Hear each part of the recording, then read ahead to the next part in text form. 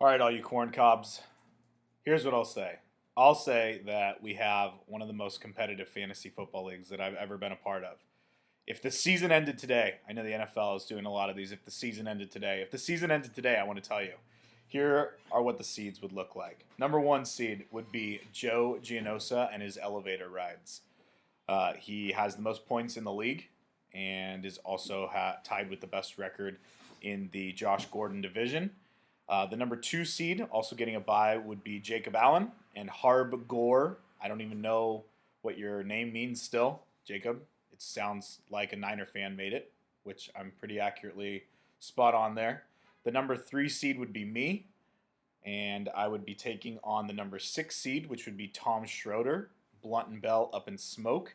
And the four seed would be Morris Tomachoff and Paul Walker Cremations, who would be taking on Jake Lynn, the I don't even know what to call you anymore, Jake. You're just an idiot.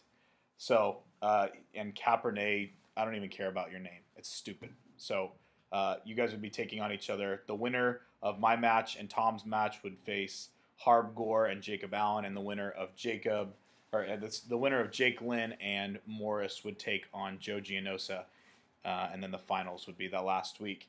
I do have a quick announcement. Week 13, which is 4 weeks from this Sunday, I will be having a shindig at my place because it'll be position round before we start the playoffs. So we will have some fun. We can shit talk and drink beer and watch football. If you bring a girl, by the way, you're kicked out of the league unless you want to pay double next year. So that's the rule. Just to review, last week, matchup of the week was myself versus Jameson Bart Jones. 128 to 125, both very, very solid performances, but I can give my MVP vote to the Chicago defense. Jameson, thank you so much for starting the Chicago defense. They put up a walloping negative 10 points. If you would have started no one at defense, you would have won. But you didn't, and you started the Chicago D, and it benefited my ego greatly. So thank you. So I took that match, and now I'm tied with like 9 other people at 5-3, which is fantastic. Joe Gianosa dominated Vic overrated, overpriced business cards. Vic 70 points. I don't even know how he was in first last week because he has like 100 less points than most everybody in the league. But nice job, Joe, moving him to first place in the league. So nice job, Joe. Paul Walker Cremations and Morris Tomachoff dominated Avery Estrada.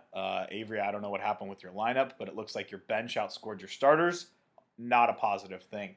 TKO, Trevor, I'm going to rename your team, Trevor, very soon unless you come up with something more creative because I believe that you are the NFC North. You're the most bipolar fantasy football team in our league. You put up like nothing last week, and this week you put up like 120 points, and you beat Nate. Oh, wait. Now I know. You played Nate. Anyone that plays Nate always puts up 120 or more. So congrats. By the way, Nate is the only team under 3-5 in terms of record. He's 1-7, and he has fallen clearly out of the playoff picture. So Nate, I don't know what you're doing. Stop picking up girls on Tinder, at least the underage ones.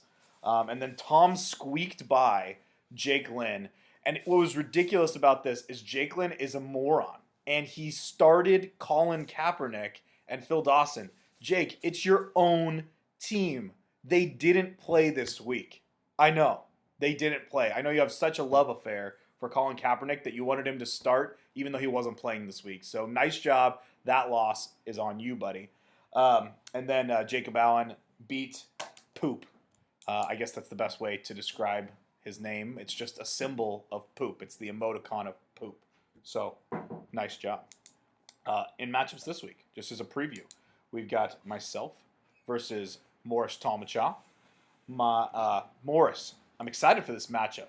It's the matchup of, there's really no coinage in this matchup. It's just me versus you. I'm anticipating about a 10-point win for myself. Joe Gianosa versus Trevor Kelly. That should be a good matchup. Tom versus Nate. So Tom expect to put up 120 points. Joseph Waltz versus Jameson. Jameson actually has a very solid team. I anticipate him winning that matchup by at least 20 points. Vic Paredes versus Avery Estrada. That should actually be a good toilet bowl match. I'm anticipating that one to be about 80 to 80. And the Jakes matchup. So it's Jake Lynn versus Jacob Allen. I really have nothing creative to say in this episode besides the fact that we have an incredibly competitive fantasy league. I'm excited about that. I want to also hear from all of you. I've heard many murmurs and rumblings that we should raise the buy-in for next year to $250. So let me know. What do you think? Are you willing to put up that kind of dough so we can make it even more competitive? But I'll see you guys soon. Good luck this week.